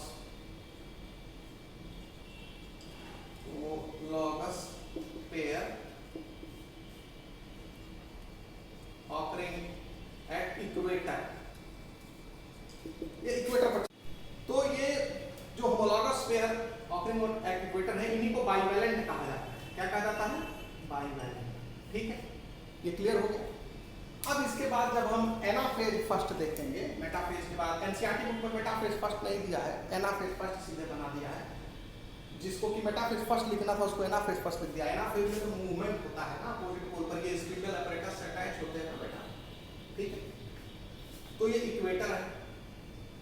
अब इसके बाद जब आप एनाफेज फर्स्ट बनाएंगे तो क्या देखेंगे? एनाफेज फर्स्ट जब आप बनाएंगे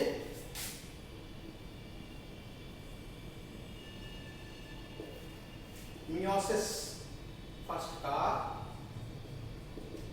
तो आप पाएंगे कि ये क्रोमोसोम अपोजिट पोल पर चले गए, मतलब मूव कर रहे हैं। ये इधर चला गया। ठीक, ये जो बाइवेलेंट है ये अपोजिट अलग हो गए। पहले दोनों को बाइवेलेंट कहते हैं, लेकिन जब सेपरेट हो जाते हैं दोनों पेयर तो अलग हो गए। और उसी तरह से ये वाला तो इधर चला गया।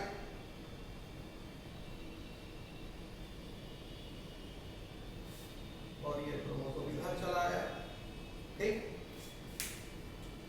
और उसके बाद जब टीलोफेज आता है तो इनके बीच में यहाँ एक वॉल बन जाती है, तो 2 डॉटर सेल बन गए। अब उसके बाद उस 2 डॉटर सेल में फिर मियोसिस सेकंड होता है, और 2 डॉटर सेल में जब मियोसिस सेकंड होता है तो उसका भी एनाफेज स्टेज आएगा।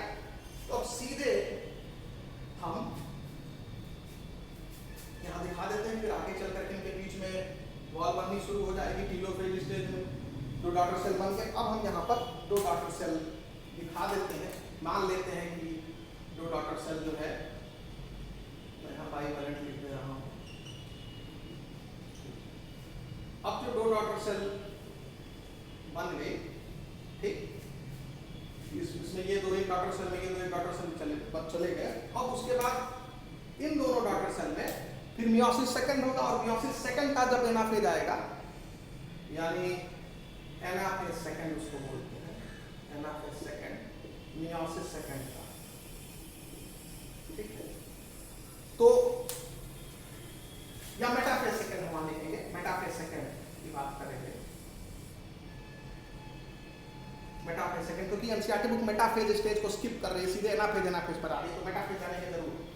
तो मेटाफेज सेकंड जब आएगा तो ये दोनों क्रोमोसोम फिर अब इस सेल के इक्वेटर पर आएंगे और ये दोनों क्रोमोसोम इस सेल के फिर इस इक्वेटर पर आएंगे।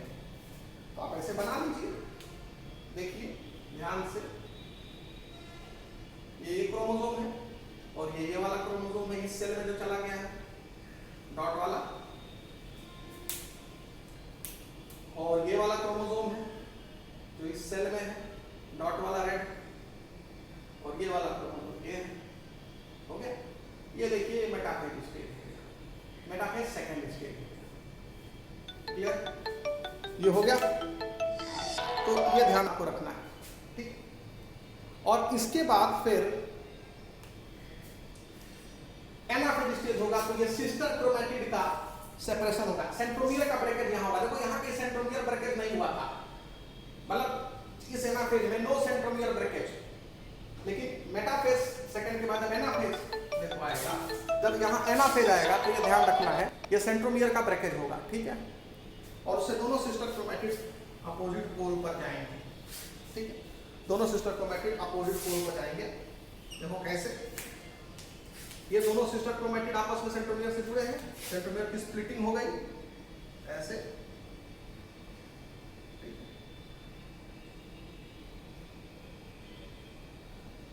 ये दोनों सिस्टर क्रोमैटिड सेपरेट हो गए, हो गए।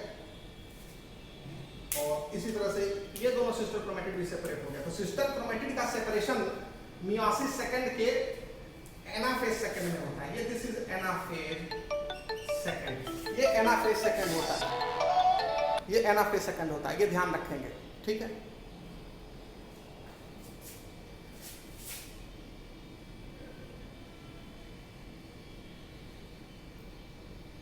ये आप बना लें और उसके बाद फिर ये देखिए 4 सेल बन जाते हैं, इनके बीच में वॉल बन जाएगी। तो इस तरह से ये 4 सेल बन जाएगी अलग अलग। ये देखिए क्रोमोसोम्स, ध्यान से देखिएगा, ओरिजिनल क्रोमोसोम यही है ये, और इसमें देखिए ये डॉट वाला है। चित्र को बहुत ध्यान से देखिएगा।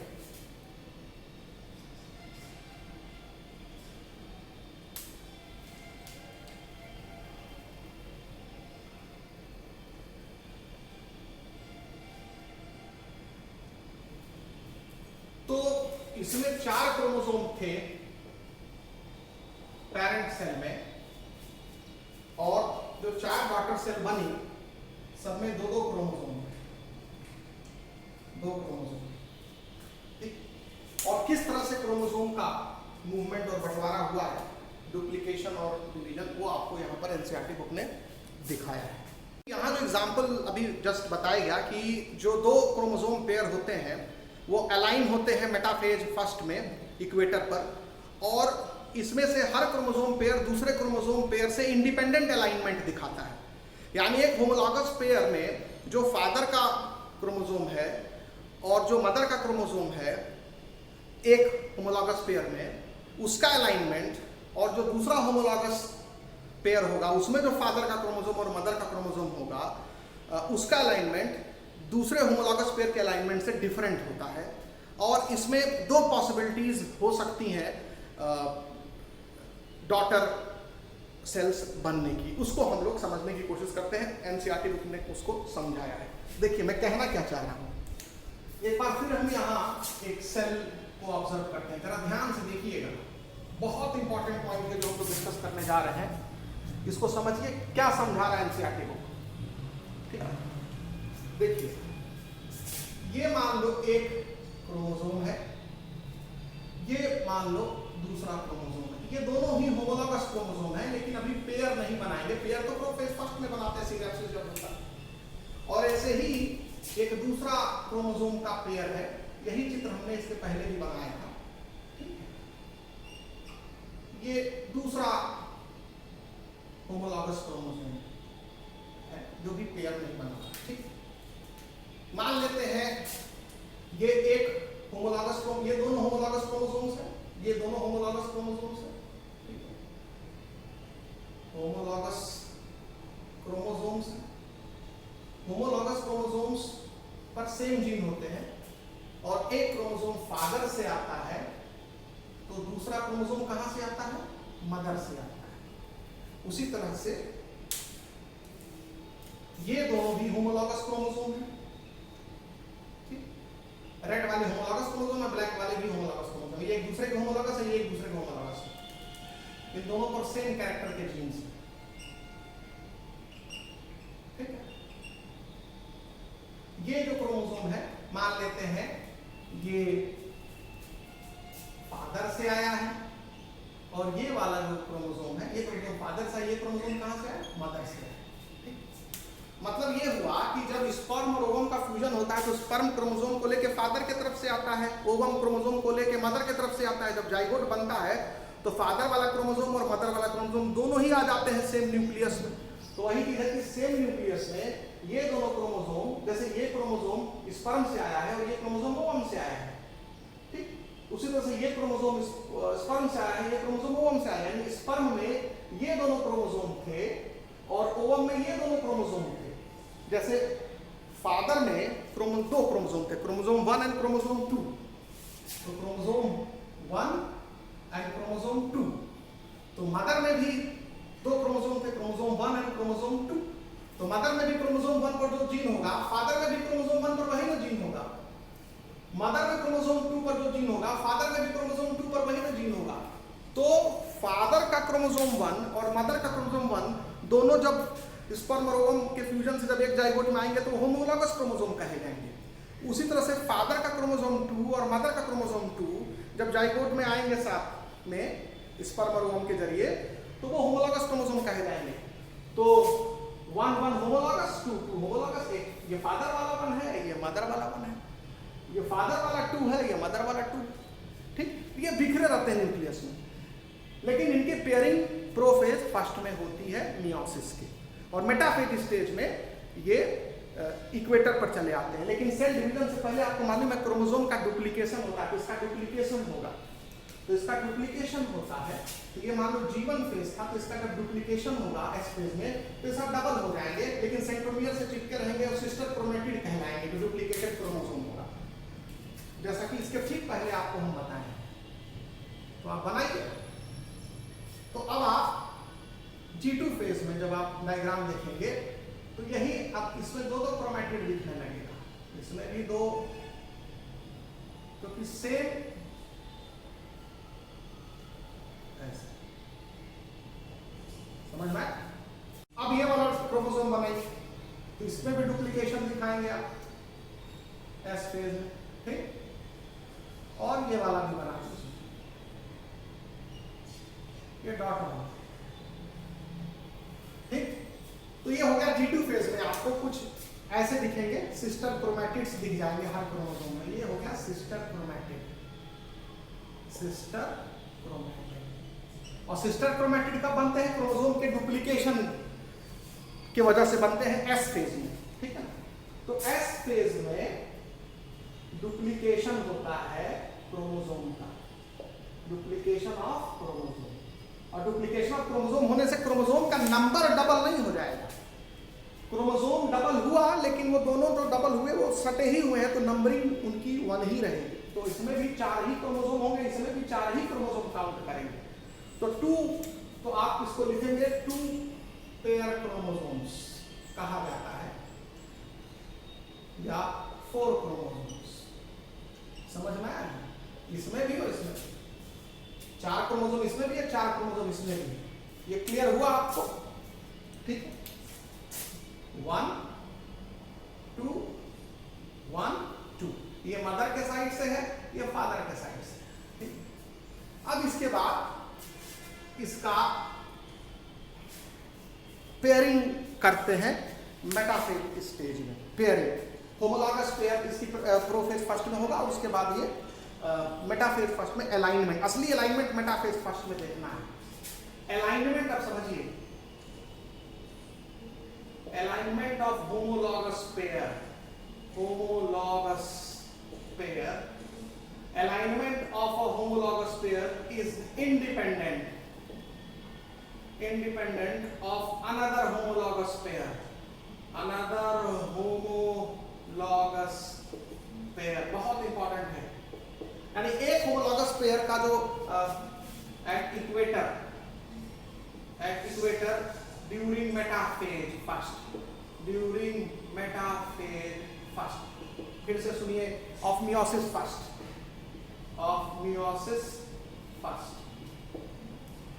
ठीक है। तो alignment of a homologous pair is independent, या alignment of one homologous pair या one chromosome pair is independent of alignment of another chromosome pair या homologous pair at equator during metaphase first.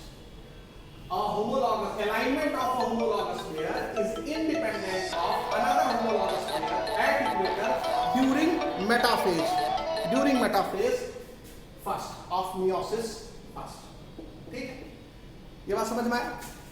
अब यहां पर ये चीज आप ध्यान रखेंगे कि अलाइनमेंट जब होगा, ये जो अलाइनमेंट होगा, इस अलाइनमेंट में क्या क्या पॉसिबिलिटीज है। देखो, एक उसका मतलब क्या क्या पॉसिबिलिटीज है, दो पॉसिबिलिटीज यहां दिखा रहे हैं, पॉसिबिलिटी 1 एंड पॉसिबिलिटी 2, तो ये ध्यान समझिएगा, ठीक है। पॉसिबिलिटी 1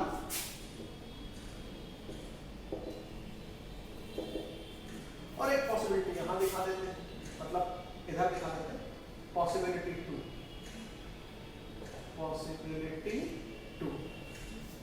देखो, पॉसिबिलिटी 1 में क्या होगा, पॉसिबिलिटी 1 में देखिए, जो अलाइनमेंट है उसमें मान लेते हैं ये इक्वेटर है, ठीक, ऐसे देख लेते हैं, ये इक्वेटर है, ये मेटाफेज फर्स्ट, ठीक है। तो अलाइनमेंट जब होगा तो ऐसे भी अलाइनमेंट हो सकता है, ये मान लेते हैं ये पोल, ये एक डॉटर ए बनने वाली है, ये डॉटर क्या है, बी बने, क्योंकि ये वॉल बनेगा आगे चल करके, तो ये डॉटर ए बनेगी, ये डॉटर बी बनेगी, ऐसे मान लेते हैं, इसके बीच का इक्वेटर। तो एक अलाइनमेंट ऐसा होगा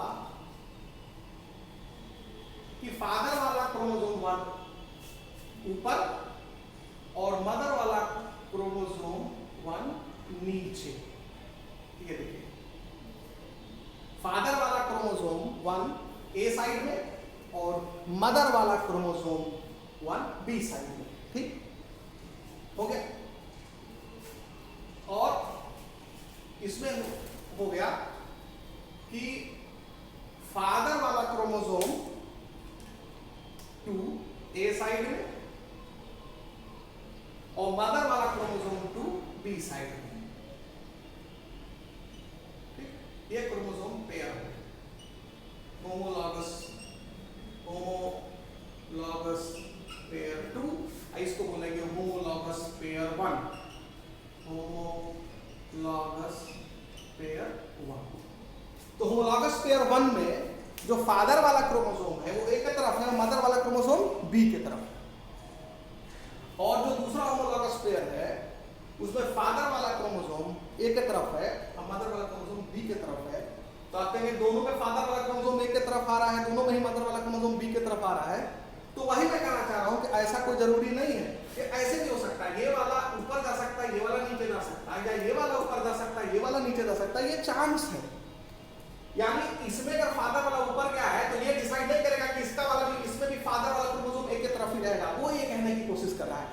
यानी इसका जो अलाइनमेंट है, एक क्रोमोसोम पेयर का अलाइनमेंट, मतलब कि ए की तरफ कौन सा वाला क्रोमोसोम रहेगा, फादर का कि मदर का, या बी की तरफ कौन सा वाला क्रोमोसोम रहेगा, फादर का कि मदर का, वो अलाइनमेंट इसके अलाइनमेंट से डिफरेंट है। चांस है कि दोनों में फादर का फर्स्ट क्रोमोसोम, फादर का सेकंड क्रोमोसोम एक की तरफ है, मदर का फर्स्ट क्रोमोसोम, मदर का सेकंड क्रोमोसोम बी की तरफ है, उल्टा भी हो सकता है, वो पॉसिबिलिटी 2 में दिखाएंगे, ठीक है। ये बात समझ में आ गया। तो एक पॉसिबिलिटी तो ये हो सकती है, या दूसरा पॉसिबिलिटी यहां बना दीजिए,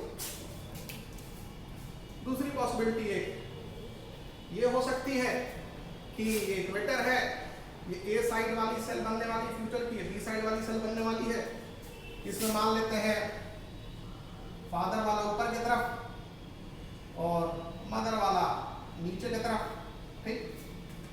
और यहां पर मान लेते हैं ऊपर नीचे मतलब ए और बी साइड में, तो यहां मदर वाला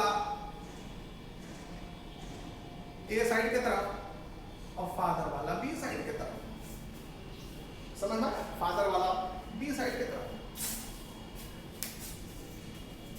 अब देखिए इसको ध्यान से, तो इसमें तो कोई चेंज नहीं लाया हमने, लेकिन इसमें तो कोई चेंज लाया। इसमें फादर का देखो, इसमें ये जो क्रोमोसोम है ये फादर का सेकंड क्रोमोसोम है, और ये जो क्रोमोसोम है ये मदर का सेकंड क्रोमोसोम है।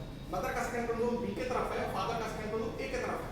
लेकिन दूसरी पॉसिबिलिटी में क्या है, वो इसमें होमोलॉगस पेयर में क्या देख रहे हो कि ये जो क्रोमोसोम है वो किसका है? मदर का है। मदर का सेकंड क्रोमोसोम है, और ये क्रोमोसोम किसका है? फादर का सेकंड क्रोमोसोम है। तो यहाँ फादर का सेकंड क्रोमोसोम बी साइड में है और मदर का सेकंड क्रोमोसोम ए साइड में है।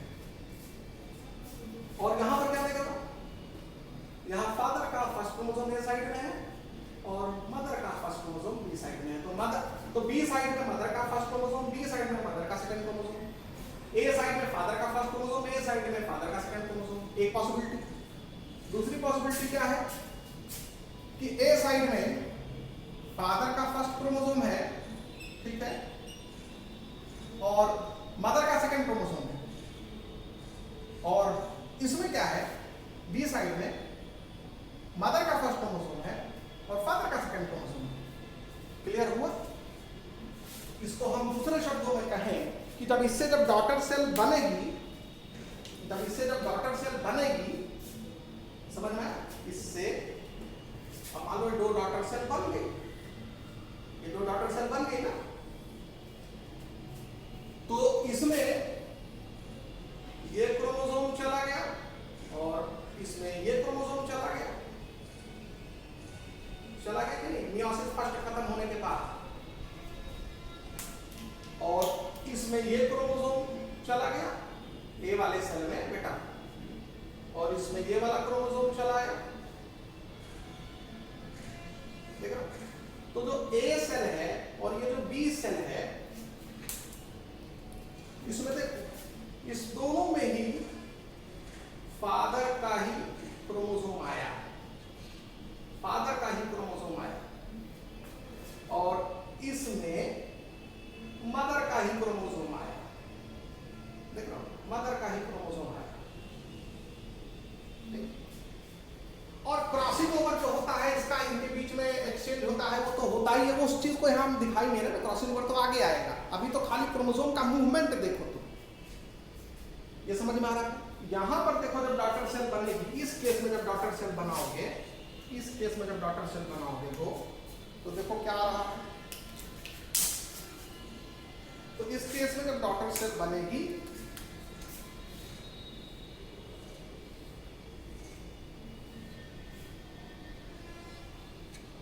दो डॉटर सेल, तो क्या देखेंगे कि इसमें देखो ए, मान लो ये ए सेल है और ये बी सेल है,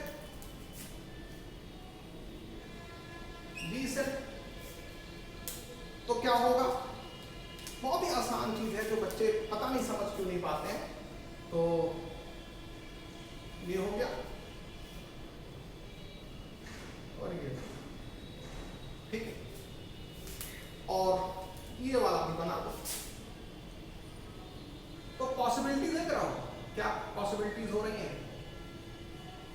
तो हम तो डायग्राम बनाते जाएंगे, तो ये वाला बना के छोड़ दिया, ये वाला नहीं बनाया, बट ये भी बन सकता है। तो अब देखो, यहां पर जो ए सेल है, इस पॉसिबिलिटी से जो ए सेल है, इसमें पहला क्रोमोसोम फादर का है, ठीक है, और दूसरा क्रोमोसोम जो है वो मदर का है। जबकि बी सेल में पहला क्रोमोसोम मदर का है, ठीक है, पहला क्रोमोसोम मदर का है और दूसरा क्रोमोसोम जो है वो फादर का है। इसका मतलब दूसरे पॉसिबिलिटी में हर सेल को फादर और मदर दोनों से क्रोमोसोम मिला है, और इसमें क्या है कि एक सेल को केवल फादर का क्रोमोसोम मिल गया है, एक सेल को केवल मदर का क्रोमोसोम मिल गया है। यहाँ ये तब ये दो केस आ रहा है, जब हम यहाँ 2 पेयर ऑफ क्रोमोसोम्स ले रहे हैं। अच्छा, यहाँ और भी तुम कॉम्बिनेशन सोच सकते हो। ये मैं सिर्फ 2 पॉसिबिलिटी दिखा रहा हूँ, और भी पॉसिबिलिटी। क्या पॉसिबिलिटी है बेटा? पॉसिबिलिटी ये भी हो सकती है, तुम ऐसा सोच लो, एक पॉसिबिलिटी ये हो गई, एक सेल में फादर का 1 और फादर का 2 जैसा ये, और उसी की दूसरी सेल में क्या होगा, मदर का 1 और मदर का भी 2 चला गया। ठीक, एक पॉसिबिलिटी हो गई, पॉसिबिलिटी 1। दूसरी पॉसिबिलिटी क्या थी, ये मान लो सेल ए है, ये सेल बी है, तो सेल ए की पॉसिबिलिटी, दूसरी पॉसिबिलिटी ये वाली दिखा है। तो इसमें क्या हो गया, इसमें फादर का 1 और मदर का 2 आ गया। ठीक है, और इसमें क्या होगा, मदर का 1 और फादर का 2 आ गया। पर और भी तो पॉसिबिलिटीज हो सकती है। क्या पॉसिबिलिटी हो सकती है, देखो कि मदर सेल ए में मदर का 1 आ जाए और फादर का 2 आ जाए, तो इसमें क्या आ जाएगा, फादर का 1 आ जाएगा और मदर का 2 आ जाएगा। ये पॉसिबिलिटी हो गया। तो फादर का 1 2, फादर का 1 मदर का 2, मदर का 1 फादर का 2, और एक और पॉसिबिलिटी हो गई क्या, मदर का 1 और मदर का ही 2 जाए, इसमें फादर का 1 और फादर का 2 जाए, मतलब सेल ए और सेल बी, 4 पॉसिबिलिटीज बनेंगी। हम तो यहाँ 2 ही पॉसिबिलिटी दिखा रहे हैं, एनसीईआरटी बुक तो 2 ही पॉसिबिलिटी दिखा रही है। मतलब जो अरेंजमेंट ये तुम कर रहे हो कि फादर वाला दोनों ऊपर मदर वाला नीचे, इसको उल्टा कर दो, मदर वाला दोनों ऊपर कर दो, फादर वाला दोनों नीचे कर दो, तो ये पॉसिबिलिटी आ जाएगी। या इसमें फादर वाला ऊपर कर दो, मदर नीचे कर दो, इसमें फादर ऊपर ही रहने दो, मदर नीचे रहने दो, या इसमें मदर ऊपर कर दो, फादर नीचे कर दो, इसमें फादर ऊपर कर दो, मदर नीचे कर दो। तो ये पॉसिबिलिटीज बनेंगी। और फिर इसी के आगे जब और आप जाएंगे एनाफेज 2 में, तो सिस्टर क्रोमैटिड टूटेगा तो 4 सेल बनेगी। अब तो ये जो ए सेल है ये 2 सेल में डिवाइड होगी, ए सेल भी तो आगे चल के 2 सेल में डिवाइड होगी, A1 और A2, और बी सेल भी 2 सेल में डिवाइड होगी, B1 और B2। तो ये जो क्रोमोसोम इसमें आया, ये वाला क्रोमोसोम, तो इसके सिस्टर क्रोमैटिड टूटेंगे तो एक क्रोमैटिड इस सेल में जाएगा, एक क्रोमैटिड, समझो मेरी बात, एक क्रोमैटिड। तो कहने का मतलब है कि इस सिस्टर क्रोमैटिड इसका इस क्रोमोसोम का, जैसे मान लो अभी बताए हैं तुमको कि ये 2 सेल है, तो जब ये सेल डिवाइड होगी तो ये क्रोमोसोम जब आएंगे इक्वेटर पर इसके, तो इसका आधा, इसका एक क्रोमैटिड एक सेल में जाएगा, इसका दूसरा क्रोमैटिड एक सेल में जाएगा। ऐसे नीचे वाले 2 क्रोमोसोम में एक क्रोमैटिड एक सेल में, एक क्रोमैटिड दूसरे सेल में। तो पॉसिबिलिटीज जो होती हैं क्रोमोसोम मूवमेंट की, इस तरह से नए कॉम्बिनेशंस बनते हैं। कुछ सेल में कहीं दोनों फादर के क्रोमोसोम रखे हैं, कुछ सेल में केवल मदर के प्रॉपर्टीज दिखेंगी, कुछ सेल में फादर की कुछ प्रॉपर्टी, मदर की कुछ प्रॉपर्टी दिखेंगी। ठीक है, कुछ सेल में आप देख रहे हैं। तो 4 पॉसिबिलिटीज जो हमने आपको यहाँ दिखाई, यही चीज सटन एंड बोवेरी ने भी क्रोमोसोम मूवमेंट पर स्टडी करके दिखाया। तो ये जो chromosomal theory of inheritance Sutton and Boveri ने दिया था, इसका एक्सपेरिमेंटल वेरिफिकेशन जो है वो थॉमस हंट मॉर्गन नाम के साइंटिस्ट ने किया था, ड्रोसोफिला मेलानोगास्टर यानी फ्रूट फ्लाई का इस्तेमाल करके। तो जो ये ड्रोसोफिला मेलानोगास्टर जो है वो एक इंसेक्ट है जिसको फ्रूट फ्लाई कहते हैं। इस पर स्टडी थॉमस हंट मॉर्गन ने किया था, थॉमस हंट मॉर्गन और उनके साथियों ने किया था। और जो सबसे बड़ा चीज उन्होंने किया था, experimental verification of chromosomal theory of inheritance. तो इसको भी आप लिख लें कि किसने किया, experimental verification of chromosomal theory of inheritance,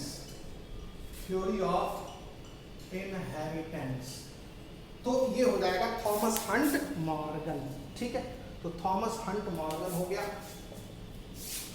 Thomas Hunt Morgan and Cornelius, मतलब उनके साथियों ने मिलकर, और बाय एक्सपेरिमेंट ऑन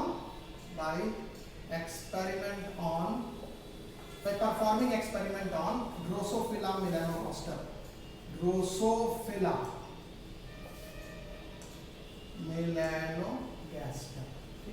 ये फ्रूट फ्लाई है, इसको फ्रूट फ्लाई कहते हैं। तो फ्रूट फ्लाई का जूलॉजिकल नेम क्या है, साइंटिफिक नेम क्या है, ड्रोसोफिला मेलानोगास्टर।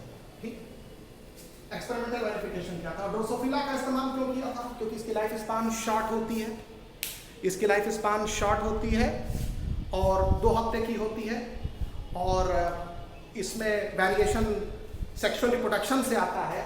ये चीज मॉर्गन ने बताया था, variation occurs due to sexual reproduction, occurs due to sexual reproduction. Variation sexual reproduction से होता है। ठीक है, और इसमें जो हेरिडिटी वेरिएशंस होते हैं वो आसानी से ऑब्जर्व हो जाते हैं, माइक्रोस्कोप की ज़रूरत नहीं पड़ती है, बहुत ही क्लियर वेरिएशंस होते हैं। और इसमें सेक्सुअल डायमॉर्फिज्म पाया जाता है, मेल ड्रोसोफिला छोटा होता है, फीमेल ड्रोसोफिला बड़ी होती है, इजीली हम ऑब्जर्व कर सकते हैं प्रॉपर्टीज़ को, और इनमें सेक्सुअल रिप्रोडक्शन के वजह से ही वेरिएशन होता है। ये भी किसने बताया था, थॉमस एंड मॉर्गन।